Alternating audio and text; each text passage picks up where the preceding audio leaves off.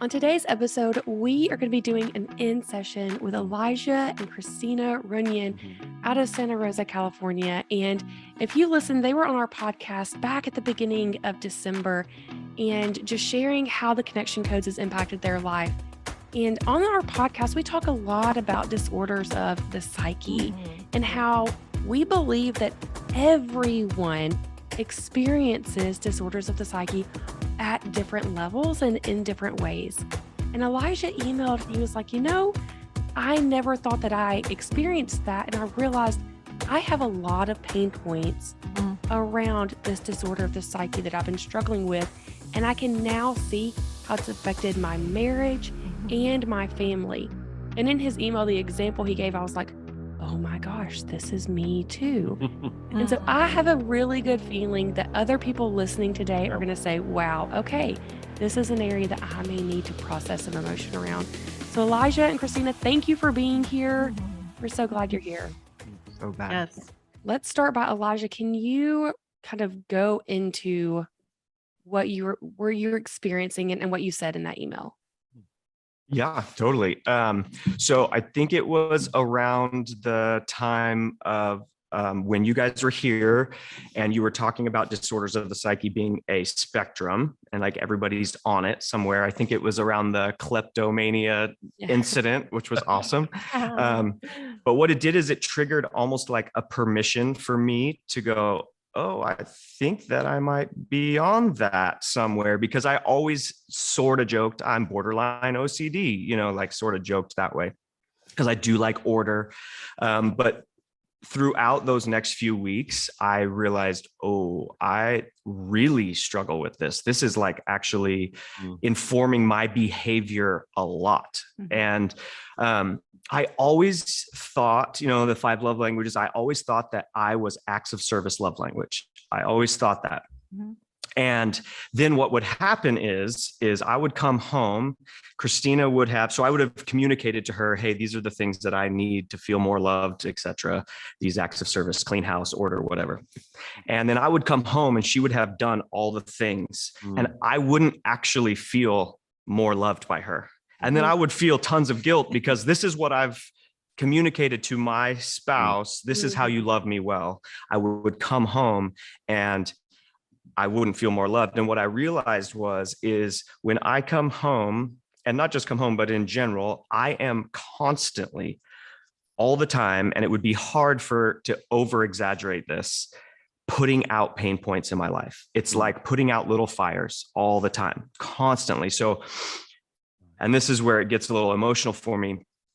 What I realized is actually one of my highest love languages is quality time. And so what was happening is my pain points were trumping actually the highest core value in my heart, which is connection. Yeah. And so like I literally couldn't sit down and watch a movie with my family until all the pain points were done, and I couldn't relax. And I just didn't realize how intense it was for me. And it was so driving my behavior and driving disconnection. And so I had this constant tension in my heart, constant between, do I put this pain point out? And I didn't have the language for it then, but like, I have to do all these things real quick so I can actually do what I want to do, which is connect with my family. Which is what I really want to do, is connect with them, but I can't because I'm hurting so bad. There's so many pain points. And, honestly, there's a lot of anger and sadness in that because I feel robbed of time with my family.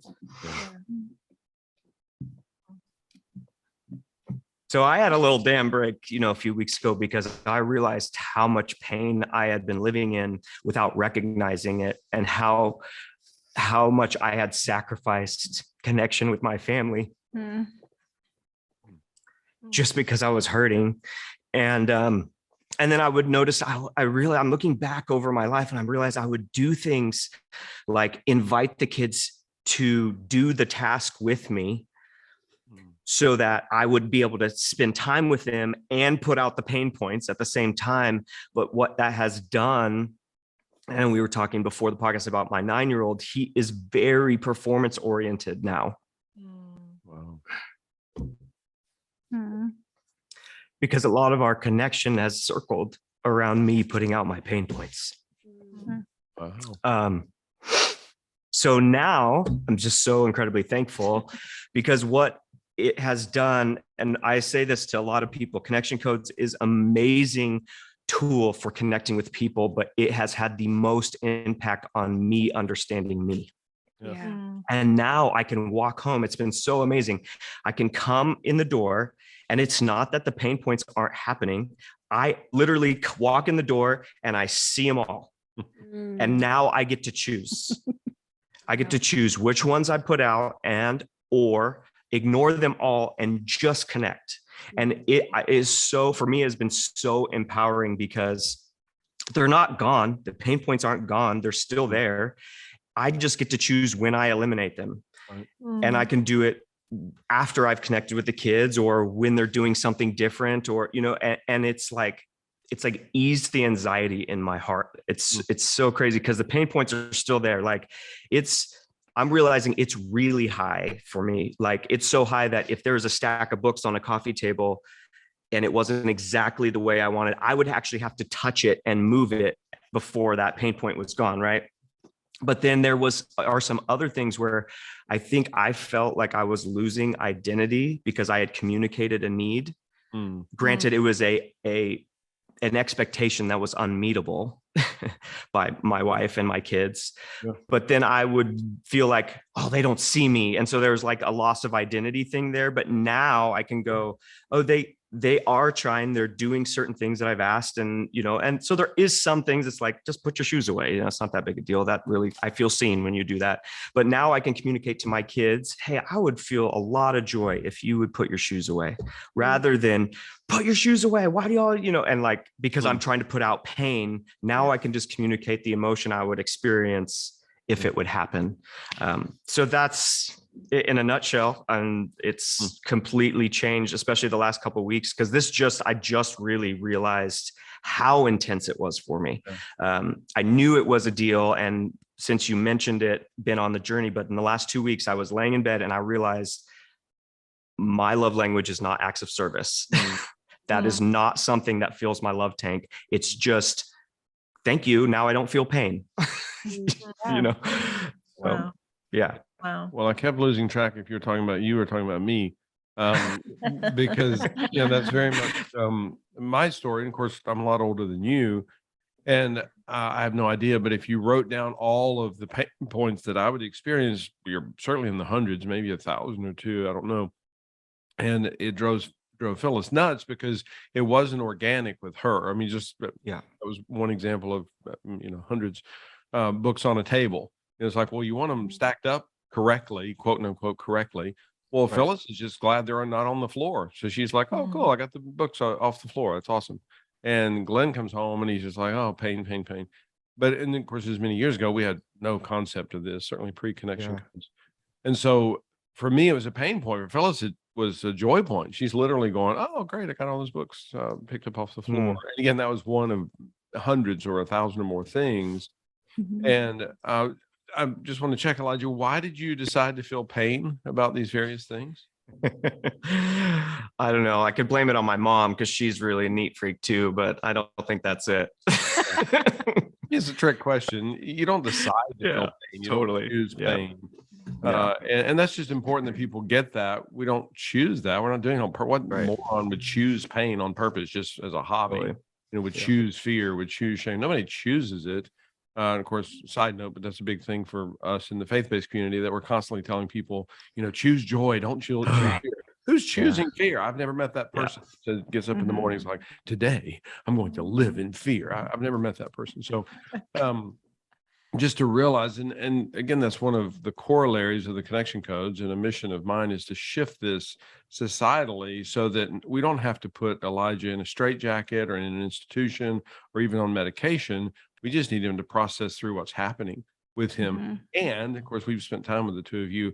I know Christina enough to know she can handle that. If you just say, I'm feeling some pain about that, that girl can dance with you in that, and she can be present with you, especially when she realizes that's not an accusation. That's not an indictment of her. Elijah's just feeling pain. He's not trying to feel pain. He's not choosing pain. He's just feeling pain.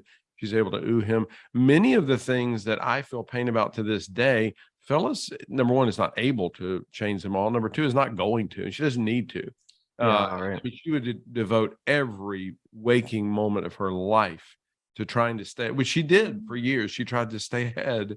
And I think about that, how much time we lost because this poor woman was thinking, oh my gosh, what's going to knock him off course in the next 2 minutes, 10 minutes, the next hour, and none of which was organic for her. So she would miss dozens, hundreds of things probably every day because she has no idea that the books not being lined up this way is going to be a pain point for Glenn, because it's not a pain point for her. And so now she's trying to superimpose my experience onto herself, which is impossible. No human can do that. And it was exhausting for her. I felt so much guilt that I missed so horribly with her for so long because it made life impossible for her. And she's looking around, and Phyllis has always kept an immaculate home. It's not that we lived in a pig pen or anything, but there were still little things. I always make fun of my son that I neglected teaching him that hinges work both ways. He knows they open doors. He has no idea that they can actually close them. And so I walk in the room, 3 doors open, cabin doors open, I'm in pain. And, I literally would call him out, buddy, come in here. And I'd go, do you notice anything? And it was not organic for him. He's like, no, I don't. He literally does not experience any pain about a cabinet door being open. It doesn't make any difference. But, and of course he now gets, and he and I are very close. He gets it that that's a pain point for me, but that does not mean that he has to make sure obsessively that every cabinet door is always closed. I was thinking when you were sharing, Elijah, what I wanted to ask is just for you, Christina, how does all this affect, or has it affected you over the years? And how long have you guys been married? 17. Almost 17 years, 17 in February. Yeah. So for a long time. So 17 years, how has this played out for you in just your interaction with Elijah? Yeah, I mean, I think for a long time, I just tried to perform better. Well, going back to like my childhood, I remember my dad, he would be on his way home from work and he would call, hey, Diana, I'm on my way home. And my mom would be like, hurry up, everyone, clean the house. It was like this jump and clean the house, get everything ready for, your husband to come home. And I kind of learned that behavior as a kid. And now, especially married to someone like Elijah that has like greater expectations of things being put in their place. And so I think I just learned to perform when I knew he was coming, and it became very like kind of fear. Now that I have language, I lived in fear. Okay, what I would, take a look around the house, like what needs to be put out, is there a dish in the sink? Is there, a pencil on the table, whatever it would be. And it definitely like panic what would happen when I knew he was on his way home. The good thing is he's very routined. And so I would know kind of when he'd be home, and, it created a lot of fear for me. Like that's probably like the biggest emotion I would feel. And it's funny because love languages is another thing that we studied a lot early on in our marriage. And so I would, him knowing that he was a acts of service. I am language. Words of affirmation too. So yeah, but knowing that he felt loved by me doing things for him, I, did things for him. And I should have learned a long time. Like I should have learned before, because I used to do his laundry. And I remember one day he's like, Christina, this is probably 7, 8 years ago. Maybe longer. It was a while ago. Doing it a long time. He goes, I don't really feel loved when you do my laundry. I was like, okay, I'm not going to do your laundry anymore. And I am done. Yes. Wow. Good. Like I got myself and 4 kids to do. Like you can do your own laundry because I'm only doing this for you. This is not fun for me. So he started doing his own laundry since then. But I think I became my love for him, my behavior towards him was just kind of out of fear a lot, and then even recently, I realized some anger too, because I work my tail off at home. We come home from school, I pick up the kids and we're doing homework, we're getting snacks, we're getting, our jackets and backpacks put away. And that creates a lot of, fires. Can I say fires? Sure. Messes, pain points. Sure. And so it's frustrating when he comes home, when he sees there's things out. Cause I'm like, I literally can't do 100 things in 1 minute or in 20 minutes. Like I have a lot of things I have to get done. And so I've gotten, it's been frustrating for me too. There's anger in that too. Cause I'm like, I can't fix it all for you. And then I feel bad about myself. I feel like, okay, maybe I'm not good enough. I'm not performing well enough. He doesn't feel loved by me. It's like this whole list of, hurt. Yeah, well, I would do much. So like most of the time I wouldn't come home and like say, you need to do this. Most of the time I just come home and I just do it. So like she experiences me as like a whirlwind. She would say like, I just come in and I just like put out all the pain points. I'm not making anyone else do it, because I always felt like, oh, I'm just going to love them by my acts of service. Right. And then it would get to a point where I'm just flooded, like completely flooded with pain, and be it whatever, that's a week or a month or whatever.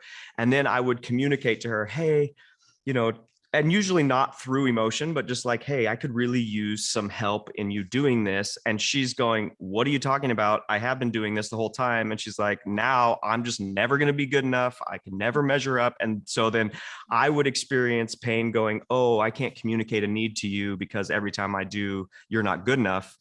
And I didn't understand the dynamic that none of these things are happening for her. It's only happening for me.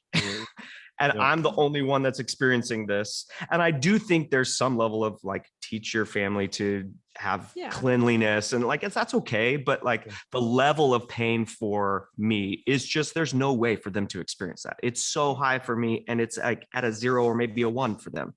And so she would just feel, I don't want to speak for you, but she said several times, I'm just not good enough. I'll never measure. That's like a cycle we do get into a lot with his pain points, because it feels like I have to put out the pain for him, and I'm curious from you guys, like Phyllis, how do you support Glenn in that? Because it's like when there are so many, like you said, hundreds, thousands of pain points, and I want to do my best. I love this man and I want him to not feel pain. Obviously it's his feeling, but I want to like reduce that as much as I can. But it's such a tricky thing, because I do feel oftentimes I can't do it. I'm just not good enough.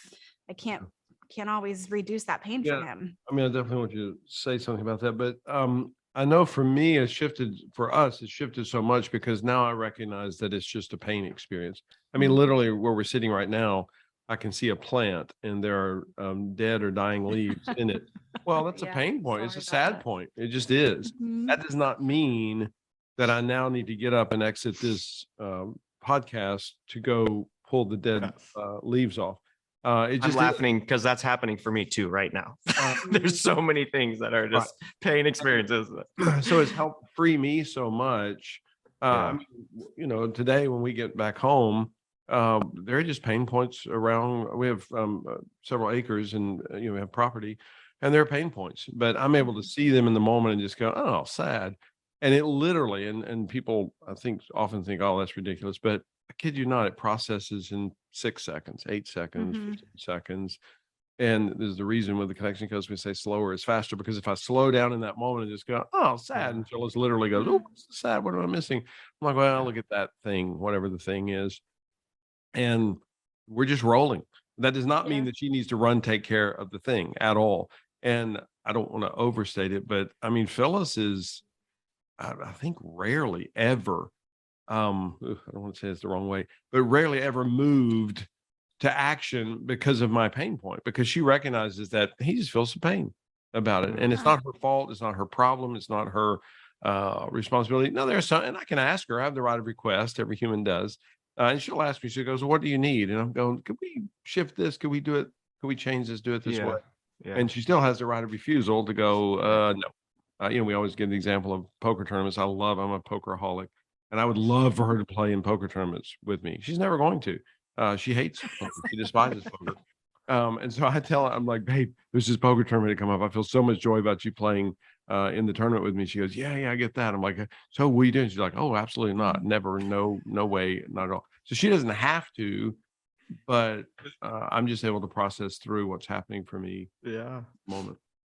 I think you guys would appreciate probably, I know there's others who have this kind of challenge in their marriage, there's probably many people actually more than even I'm even in contact with. But, you know, when I say that connection code saved my life, I mean, this is a really touchy subject for me because I did live with someone who had such extreme expectations, such extreme pain points with no language to communicate them.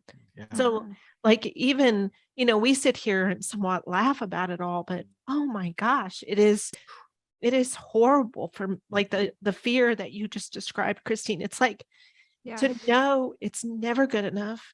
And the lists are so long. And, you know, it was impossible. I mean, when we were first married, and he would redo the laundry. So there was so much pain. It was like, I am not good enough in anything I do. Wow. He would redo the dishes. He would redo the laundry. Like it was like I never did it right. And that was such a foreign experience for me because like he said, I am a pretty just naturally kind of a neat freak. Like I'm not at all a slob, but it was never up to his standard. And so it's like an impossible world to live in. And it is kind of, I mean, when I say that the connection code saved my life, our marriage, it's because you get to a point where, you know, like I think when we were first married, I was naive enough and a pretty strong person, pretty strong woman to think, oh, I can do this. I can do all this. And I can learn his systems because his systems were not just his systems. They were the right system. And my system was not the right system. And so I'm like, okay, well, I can learn right systems. I can learn. And then I found myself eventually going, oh gosh, even with Post-it notes everywhere, I cannot stay ahead of his pain points, right? Because I didn't know it was his pain points. It was just the right way to do things. Right. And so it was just, I was exhausted all the time. And this was pre-babies. Like, and then when we started having babies, it was like, this is impossible. And yet I didn't want to be fighting all the time. So my only hope was get the systems, like do the thing, or you guys will fight all the time, which we fought a lot anyway. And, you know, and so I think that the huge thing, you know, for those who are listening is to realize, first of all, just the reality that this is not like a freak. Oh, Elijah, you're a freak. Glenn's a freak. Oh no, this is a spectrum of that a lot of us are on in different ways for different things. You know, right now we're talking about more what would fall under the obsessive compulsive stuff, right?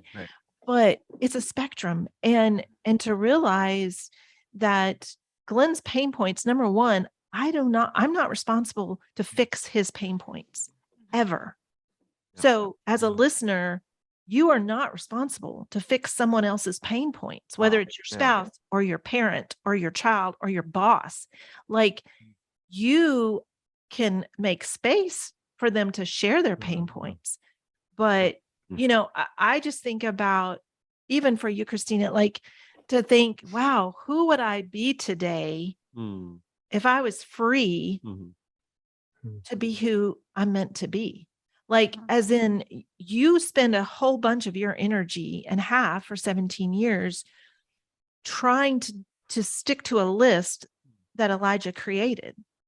And even your home, like you are like, okay, it's all got to be a certain way. And, you know, I think cleanliness is a good idea. I think kids function better in cleanliness, and yes. But we're not talking about just cleanliness. We're not talking about, oh, you could be a hoarder, or you could be, you know, we're not talking about that. We're just saying that Elijah's pain points have created in you this fear response. And I still live with that. I mean, Glenn and I talk about this probably all the time, that I live in fear. I mean, even this morning driving over here, we were having conversations. And I think I started every conversation with, I feel fear saying this. I feel fear asking you this. I feel fear. Wow. Where does that come from? And so I told her, stop feeling fear. And it was amazing. I mean, she immediately stopped. She did. And I told her to choose faith. Don't choose fear. It was miraculous. Beautiful.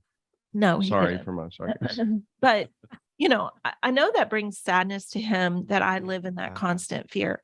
Yeah. I'm not surprised. Like, I'm not surprised that at 60 years old, we've lived for 40 years together, and the Connection Codes tools has only been an active part in the last decade of our life.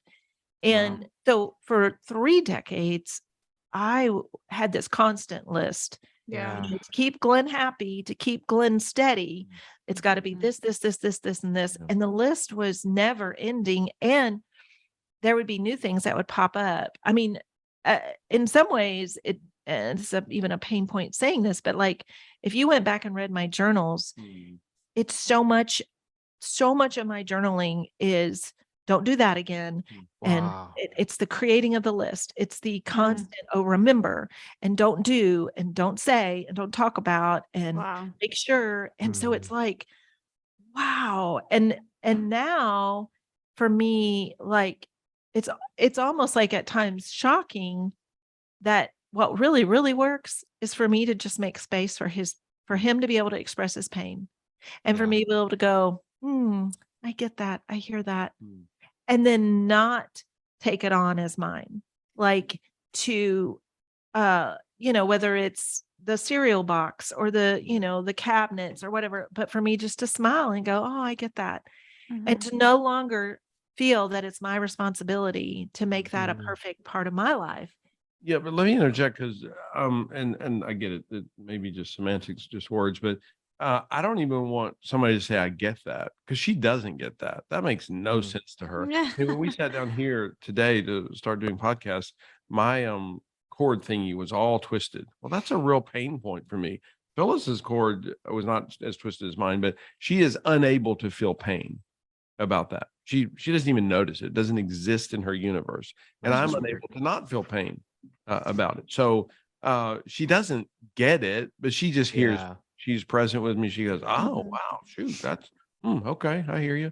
And that's all I really need. It's a bizarre thing to me, because you would think that when I convey the pain point that she has to jump to and get busy and fix my pain point. But in reality, especially the last few years, as we've gotten so much traction with the Connection Codes, now, and I don't mean it the way it sounds, but now she doesn't even care. She cares deeply about me.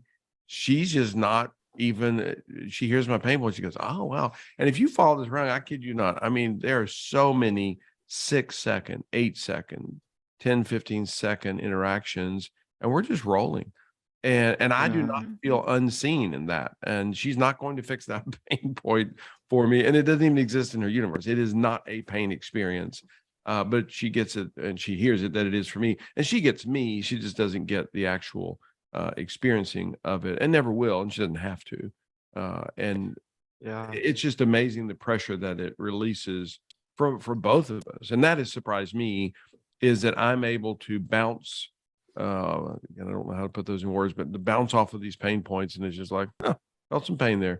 That plant has some dead leaves. Pain. And we're literally 10 seconds in, and we're rolling. We just keep going. I'm curious. No, go ahead. Go ahead.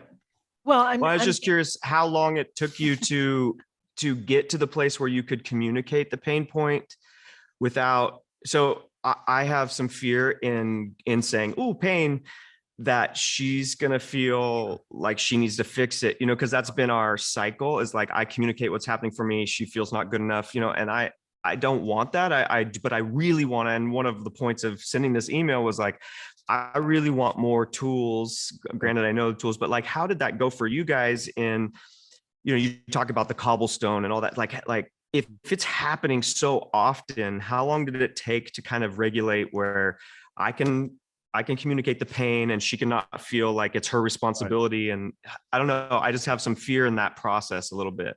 Yeah, I don't know the answer to that question. I do know that it will take X number of times, and we don't know what X is. So hurry up.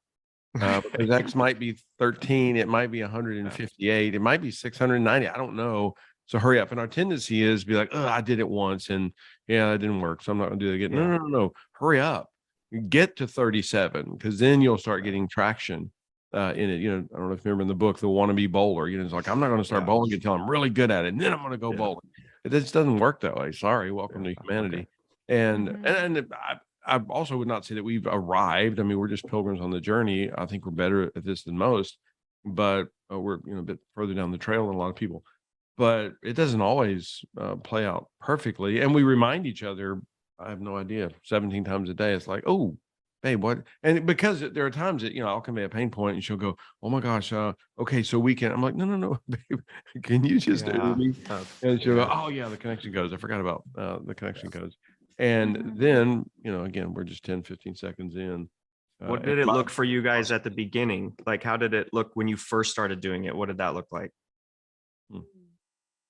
Well, it is one of those where, believe it or not, sometimes, like with all of this, it's a conversation that needs to happen.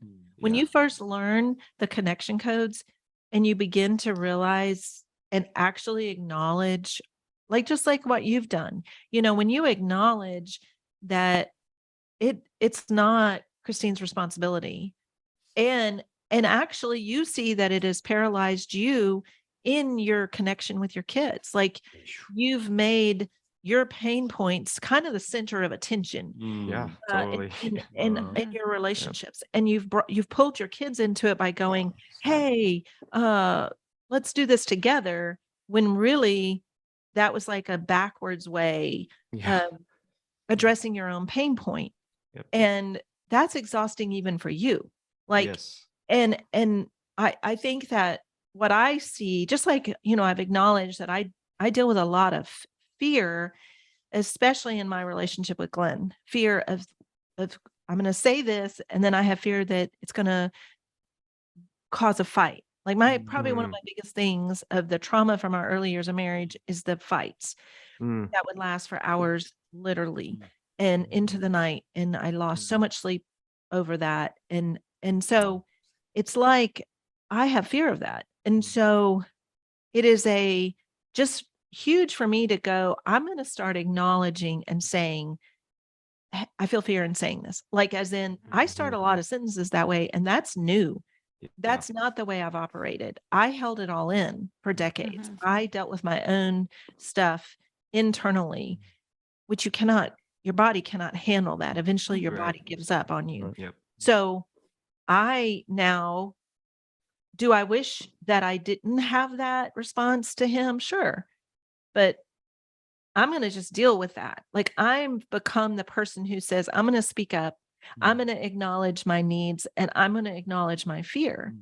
And I would have to ask you that, Tira, in our relationship, how often do I start a sentence by saying, I feel fear? You do. It's just like, I don't any longer think I'm just going to hold this all in and keep, bulldozing through life. Like, I've become a successful woman by just bulldozing through life. I can't, my body's like, no.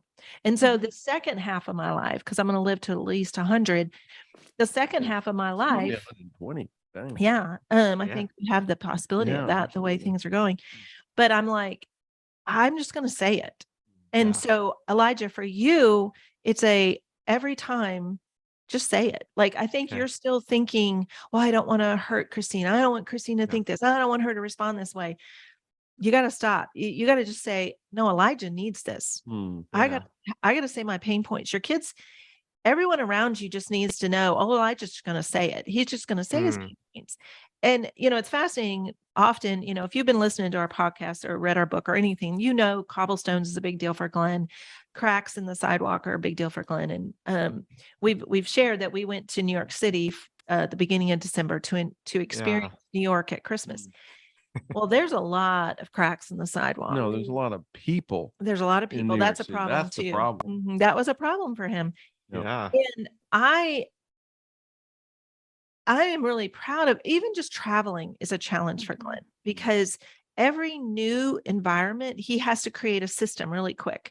He has to create a system for his toothbrush, his clothes, his cereal. He's got to have a bowl. We've gone to places where we go buy a bowl and a spoon so he can have his bowl and spoon. I'm surprised we don't travel with a bowl and a spoon and a cup so he can have But he's a system. He has to has his systems. And so we travel a good bit. And every time we do, he's in a new environment. Yeah. And that's difficult for someone like him. He's got to figure it all out. He's got to get it all lined up right. And yet he still does it. Like at this point in his life, there's a lot of people who just quit. They go, not doing it. I'm going to stay in my little place where I can control everything. I'm not going to go out there. And I love that about Glenn, where he goes, I know this, and we all know it too. I mean, especially when we travel with our kids, they adore their dad and they know that these are difficult things for him, but it doesn't stop us from going out. It doesn't stop us from traveling. It doesn't stop us. But we can also hear his pain of stepping on cracks, or his pain of cobblestones, or just his pain in general of, like, if we go to a new place and the bathroom doesn't have the adequate counter space for all of his little systems, that's a pain point. And, I am the one who usually books where we stay. And so right there, it's like guilt. I did it wrong. Like, wait a minute, that is not my responsibility. Like, I can just acknowledge that. And then Glenn's like, we can talk about it. Like, we have the language to talk about it. I don't have to just sit in it and feel horrible because the place I picked, I wasn't careful to make sure there was enough counter space on the bathroom. And that traumatized her for years, because and she had already experienced it, but I certainly doubled, tripled, quadrupled down on that, yeah, it's her fault that she had booked this, hotel, Airbnb, whatever, that did not have what I wanted. And now I realize, no, that's amazing. She booked an Airbnb and we have a cool place to stay. And my pain points are just my pain points. They just are. And again, it's not that she doesn't care. She adores me. She now realizes, and when I say realize, it's not a permanent fix, but she processes it as we go through it every time. And she realizes that, oh, okay, he feels pain. She knows this dude she lives with is going to feel pain every day. I mean, off and on all day long. There's no way in the world. I mean, she could have a list of 9,000 things. Go, okay, we're starting the day with a list of 9,000 things. And if we get all 9,000 done, Glenn will not have a pain-free life. First of all, no, that's not possible. Second of all, my gosh, she has far greater things to do in life than to be enslaved by all of my little things. And now I realize that it doesn't even matter. I convey the pain. There are times she's like, oh, I can switch that easily, but she doesn't have to. And again, there's lots of times that she does, lots of times she doesn't, and it doesn't matter. And the big thing is it's not disconnecting for us. I realize that, no, I just feel pain about that. I just do. I'm not trying to feel pain. I just feel some pain. Yeah. And I process it instantly. And Elijah, to that question, something that I think about, because I process I process more pain than Wes does. I think he's going to get there at some point. He just needs to get brave enough to identify it. And he's an Enneagram 7, runs from pain every chance he gets. And so, but he's also a fixer for me. So much like how Christina is probably like, oh, I need to fix this as soon as he tells me that he's in pain. And so often I will look at him and I'm like, I just need you to ooh me, bud. Like, I will vocalize what the pain is and then just remind him after, like, just ooh me right now. You don't have to say the work is not your responsibility. Please don't do anything else. Please don't say anything else. Just ooh me. And he's like, oh, okay. Like, I can almost see him like take a breath and be like, oh, okay. And he can ooh me for a few seconds. And I'm actually, now that I'm realizing this, he has processed pain with me recently. And what he has taught me is he needs me to sit with him for about 20 seconds after he processes it. Ooh him, because now, man, a conviction. He will process with me and I'm like, ooh, okay. I pat him on the back, ooh, and I walk away. And he's like, T, I'm telling you this pain and I need you to sit with me in it. But it's not very long. And so just reminding each other of what we need is okay. I think as couples, we hold resentment towards the other person because they're not doing what we need them to do, but we're also not telling them. We're not reminding them. And so there's so much freedom in just being like, all I need from you right now is just to sit with me for a second in it. You don't have to do any dishes. You don't have to do anything else. Just do me. I think that what I'm realizing as I'm sharing this with a few people, that I think a lot of people have a lot of pain points that they haven't recognized. And so what happens is they're kind of flooded with this pain constantly throughout the day. Then one little situation happens where they have, maybe not even a big emotion, but a moderate emotion, and it sends them over the top. And all of a sudden they can't handle it because they haven't addressed any of the pain points leading up. And so then the spouse or the friend or whoever is going like, what the heck is happening right now? Like, that's a very disproportionate response to that interaction. What is happening? And that's what would happen for me. And I would have this huge emotion about something that I'm literally in my head going, this is not that big of a deal. What is happening for me? I don't know what's going on, but I can't control it because there's been so much pain leading up to that. And it wouldn't happen all the time, but once a month where I'm like, feel out of control in my emotions. And that's where we talked last time we were on, where I had fear that I wouldn't be able to control myself. And I think this part of it is so huge for me because now I go, oh, yep, pain. Okay. And I can choose to fix it or not, but now I've acknowledged it and I'm working towards sharing that with her more for sure. But even just with my kids, it's been amazing just to be like, oh yeah, that's pain. Hey, I'd have some joy if that got fixed, but doesn't need to be fixed.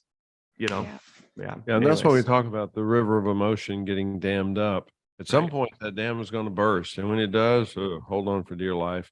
And that's what you're talking about is you don't realize, oh no, this has been dammed up for whatever, 6 hours, 6 days, 6 weeks, and then that dam bursts. And of course, poor Christine, poor Phyllis, and they're going, what the heck just happened? This doesn't make any sense. Well, yeah, but when you add up all the emotions, and under the river of emotion category, we talk about processing 1 pound weight at a time. People can handle a 1 pound weight. Phyllis can handle a 1 pound weight 500 times. She cannot handle a 500 pound weight one time. It's just too much. And if the dam gets backed up, gets dammed up, and then I dump the 500 pounds on her, she's crushed. Now I do it almost, certainly not perfectly, but almost always 1 pound at a time. And she doesn't even notice. At the end of the day, if you said, so, what kind of emotional day did Glenn have today? Phyllis would be like, I don't think it was a really smooth day. Well, it's because she didn't notice it. I was processing 1 pound at a time. And then if she looked over, I know it's just an analogy, but if she looked over, she'd be like, oh, shoot, he processed 85 pounds of emotions today. I didn't even notice that he was doing that. Well, I'll be darned. But if I had waited to the end of the day and dumped 85 pounds on her, it's just overwhelming. 100%. Thank you all so much for diving into this topic. I connect when you sent that email, I was like, similar to what you said, are you talking about you or are you talking about me? Because I share this same issue. And my kids, I think, operate out of fear. Like they can relax, but they know eventually I'm going to blow up and just as soon as I come in the room, what have y'all done? Pick up, just like I lose it. And so thank you so much for opening up and talking about this. Would the two of you mind doing the will with each other before we? Of course. We got one right here. Oh, cool. Yay. Well, you want to go first? You want me to? You want me to go first? Right? Sure. No, you go first. You do it. Okay.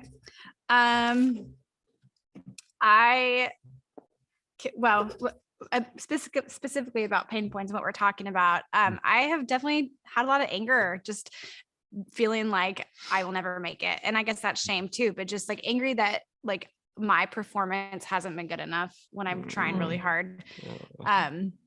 Shame in that too. Like, will I ever be enough? Do I have what it takes to do I have what it takes to do it? But then there's fear there too, because I'm hearing what Glenn has said, what you guys have said, like I don't have to relieve those pain points. So I have fear, can I let that go? Because I don't know how to, I'm gonna practice it. I'm gonna try, but I definitely have fear because I do want to fix it. Let's see. Sad about the times that are stolen. When you're sharing your emotions and sharing how you feel like you've robbed yourself and the family, that makes me super sad because I can totally see those times that were, totally performance oriented. I feel lonely a lot. I think in the just feeling like what I have done isn't seen. The things that I have done around the house and with the family and stuff, things, that I've worked really hard on, it's just ignored a little bit. And so I feel lonely in my efforts for that. What did I miss? Hurt, just just hurt in the loss of time, I think, and just not being seen, not feeling identity from what I do. And so much joy. I have like, I didn't say this earlier, but like, I get so much joy being there for you in our relationship. And I have so much joy, like when you process what's happening for you, because I am a fixer and I like to fix things. And so I feel a lot of joy feeling like I don't have to fix your pain, but I can if I want to. And so that gives me like, that's fun for me to do certain things. And I find a lot of joy serving you and loving you and the family. So gosh. Yeah. Thank you.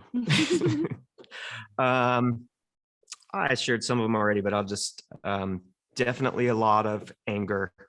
I think core level anger, actually, because it's driving me to change this behavior. Some secondary too at myself. A lot of shame, a lot of guilt in the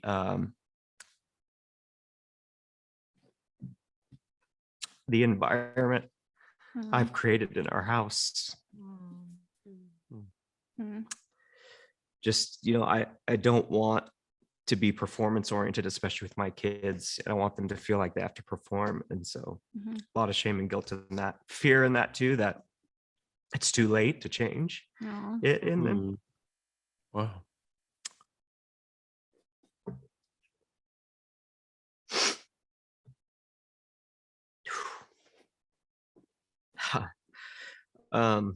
Lots of sad there too, just the times that I missed and a lot of loneliness, just feeling crazy, feeling nobody understands what's happening for me and how intense it is, and so yeah, lots of lonely there. Definitely I feel hurt, have felt hurt at times in Christina's response to me trying to communicate a need. Just that her first, not hurt for me, but hurt for her, almost that her first response is shame, that she feels she's not good enough. Because that's my person, my best friend. And she is more than good enough. But I feel an incredible amount of joy being on this journey with you and with our kids, and how gracious they are for me, and so much joy and gratitude for you guys and the connection codes and how it's allowed me to understand myself. I have a deep desire to just be the best version of myself that I can. And this is, man, so thankful. Yeah. Wow. Cool. Love that. Before you did the wheel, I wanted to say, as far as with your children, this is what I love about kids, is to be able to just go to them and say, hey guys, I've really missed some things, and I'm realizing and learning this about myself. And then just to share that and do it age appropriate. Because I know you have teenagers, and then you have all the way down to a 9-year-old. So you just do it based on their age, just as far as how much information they can even handle in one sitting. Yeah. But even going forward, like for you to express your pain, then they know what's happening with you. They're not guessing, and they're not living on eggshells. And then also, if they respond in a way like where you see that they feel the panic, you can see it in their eyes, like, oh my gosh, jump up. Then for you to go, hey guys, no, I just wanted to share my pain. You don't need to do anything different. Just, that's where you teach them to make space for your pain, to make space for them just to ooh you. Like, it is not their responsibility to jump up and all of a sudden straighten all the books or pick up all the shoes. It's just dad can share his pain points, which will also teach them how to share theirs and how to share what's happening with them. And so, because my fear is, because you shared this earlier on, Elijah, that your hesitancy is like, you don't want to burden, you don't want to share with Christine your pain point because you don't want to burden her.